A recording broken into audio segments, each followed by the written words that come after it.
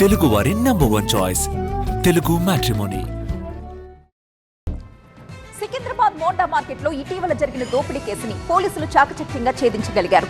ఈ నెల 18న మోండా మార్కెట్లో జ్యువెలరీ షాప్ యజమానిని ఒక ముఠా మోసం చేసి 70 లక్షల రూపాయలు కాజేసింది. అయితే తాడిని తన్నేవాడుంటే వాడి తల తన్నేవాడు మరొకడుంటాడు కదా.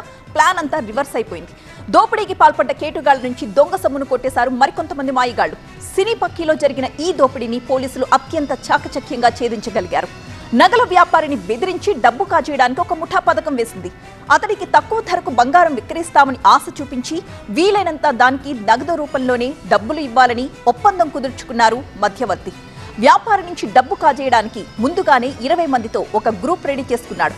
బంగారం కొట్టుకునేందుకు వ్యాపారి పెద్ద మొత్తంలో డబ్బుతో బయలుదేరగా దారి మధ్యలో కాపు కాచి తాము ఎస్ఓటీ పోలీసులమంటూ ఐడి కార్డు చూపించి వ్యాపారి దగ్గరున్న క్యాష్ బ్యాగ్ తీసుకుని అక్కడి నుంచి వెళ్లిపోయారు. క్యాష్ బ్యాగ్ ని రాంబాబు అనే వ్యక్తికి అప్పగించారు.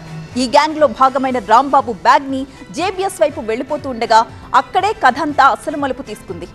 రాంబాబును తిరుమలగిరి దగ్గర బైక్ ఫైనాన్స్ రికవరీ ఏజెంట్స్ బెదిరించి అతడి దగ్గరున్న డబ్బుల బ్యాగ్ తీసుకుని గోవాకు పరారైపోయారు. ఎక్కడా తన ఆనవాళ్లు దొరకకుండా తప్పించుకున్నారు. అయితే వ్యాపారిచ్చిన కంప్లైంట్తో పోలీసులు కేసు నమోదు చేసుకుని అసలు విషయాలు వెలుగులోకి తీసుకొచ్చారు. రికవరీ ఏజెంట్ తనిఖీ చేసిన బైక్ నంబర్ ఆధారంతో లింక్లను ఛేదించారు. 15 రోజులుగా నిందితుల కోసం గాలించిన పోలీసులు ఎట్టకేలకు 16 మందిని అదుపులోకి తీసుకున్నారు. సీసీ కెమెరాలు, సెల్ ఫోన్ సిగ్నల్స్ ఆధారంగా నిందితుల్ని అరెస్ట్ చేశామన్నారు డీసీపీ రష్మి పెరుమాల్.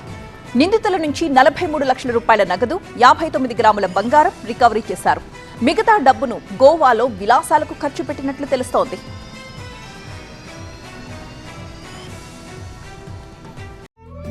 తెలుగు వారి #1 చాయిస్ తెలుగు మ్యాట్రిమోనీ.